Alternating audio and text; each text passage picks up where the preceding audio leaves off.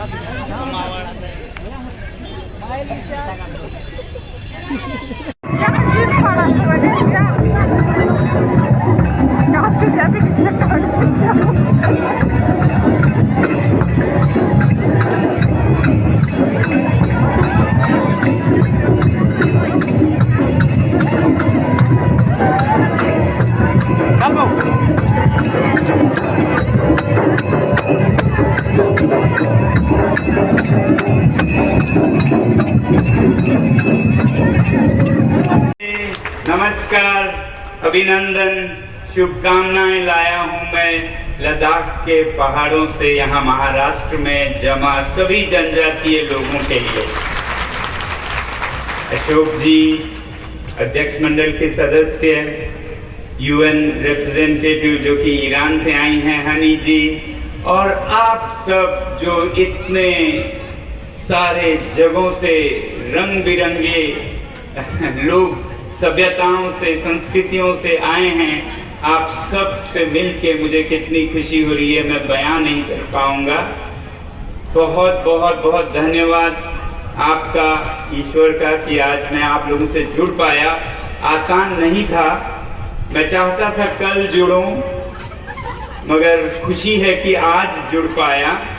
मेरी रेलगाड़ी 11 और 7 मिलाकर 18 घंटे लेट चली, ऐसी स्थिति थी, तो फिर भी आ पाया। इसका बहुत बहुत बहुत खुशी है आप लोगों से मिलकर। मैं आप सभी को अभिनंदन लाता हूं, सारे लद्दाख और हिमालय के लोगों की और पशु पक्षियों की, पेड़ पौधों की, कीड़े मकोड़ों की, सब की तरफ से आप सबका अभिनंदन और धन्यवाद जो आप लोगों ने मिलकर ऐसे अच्छे विषय पर ये गोष्ठी की। बहुत बहुत जरूरी थी कि आप जलवायु परिवर्तन, जो कि आज का सबसे बड़ा मुद्दा है, उसकी तरफ ध्यान जुटाएं लोगों का, और जिसकी संरक्षण करते आए हैं आदिवासी संस्कृतियां पूरे भारत में।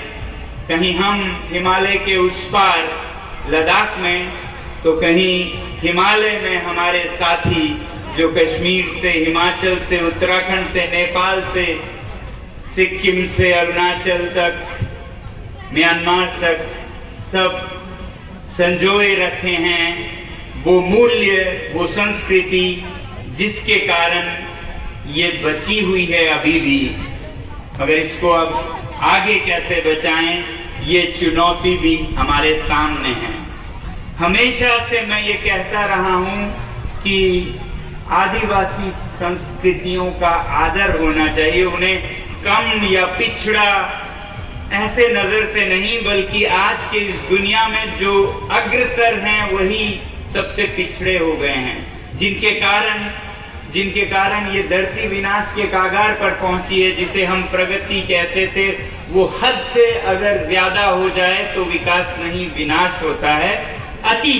अति हर चीज की खराब होती है। तो ये जो विकास की धारणा है, उसका जब अति हो जाए तो आज आप समझ रहे हैं क्या हालत है धरती की, वो होती है। तो ऐसे समय में और ज्ञान हम शायद वहां से न लें, उस स्रोत से न लें जिस स्रोत से ये विकास का नींव हमने पाया और जिस पे चलते हुए आज धरती प्रलय के पास पहुंच चुकी है। तो इसलिए मैं हमेशा यही कहता हूं कि सीखना है तो आज दुनिया को, आज लंदन को, आज न्यूयॉर्क को, आज पेरिस को, आज बीजिंग को सीखने की जरूरत है। मूल निवासियों से, आदिवासियों से, जो अपने पहाड़ों में, जंगलों में रहते हैं, बहुत सादगी भरे जीवन से, और इसी की जरूरत है। यही ज्ञान वो सीख नहीं पा रहे हैं, जो अब बिगड़ चुके हैं विकास के रास्ते पर। वो हमारी ये सादगी भरा ज्ञान और संतुष्टि भरा ज्ञान नहीं वापस अपने जीवन में अपना पा रहे हैं। बहुत मुश्किल हो रहा है। तो सीखने की जरूरत है। तो इन बड़े शहरों को ऐसे सभ्यताओं से सीखने की जरूरत है। इसीलिए मैं बार बार कहता हूं, लोग कभी हंसते हैं, कभी मजाक की तरह देखते हैं कि अगर भारत को विश्व गुरु बनाएगा तो वो कलकत्ता, दिल्ली, बंबई, चेन्नई, बेंगलोर नहीं बनाएंगे। ये तो नकल है उन संस्कृति, उन सभ्यताओं के जिनके कारण पृथ्वी विनाश तक पहुंची है। तो नकल के, जिसे कहते हैं हम डुप्लीकेट संस्कृति, सभ्यताओं से, ज्ञान से, जो हम किसी और से लेके, जो मौलिक भी नहीं है हमारी, उसको लेके हम विश्व के गुरु नहीं बन सकते हैं। बल्कि अगर हम ढूंढें ज्ञान को अपने पहाड़ों में, जंगलों में, ऐसे संस्कृतियों से जिन्होंने सदियों से सीखा है और उस पर चले हैं कि कैसे बिना किसी के हानि किए अपना जीवन संतुष्टि से, सादगी में बिताना है।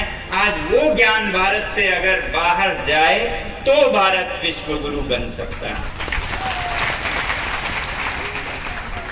तो जैसा मैं कह रहा था, इस बात को बहुत गंभीरता से नहीं लेते थे, हालांकि मैं बोलता जाता था, मगर इस साल 2024 में 3 महीने पहले विश्व के स्तर पर भी इस बात को माना गया, जब संयुक्त राष्ट्र के, यूएन के COP 16 जो कि विविधता पर, बायोडाइवर्सिटी पर हो रहा था कोलंबिया में, तो उसका सारा निचोड़ निकाल के जो बातें आई, उसमें सबसे महत्वपूर्ण ये थी कि इंडिजिनस लोगों को, आदिवासी सभ्यताओं को, संस्कृतियों को एक सम्मान से उनके द्वारा विश्व की ये जो जैविक विविधता है, बायोडाइवर्सिटी है, उसे बचाने का एक बहुत बड़ा साधन मानना चाहिए, उसे संरक्षित रखना चाहिए। अब ये संयुक्त राष्ट्र ने डंका बजाकर दुनिया को बताया है, यही हम कहते आए हैं आदिवासी को।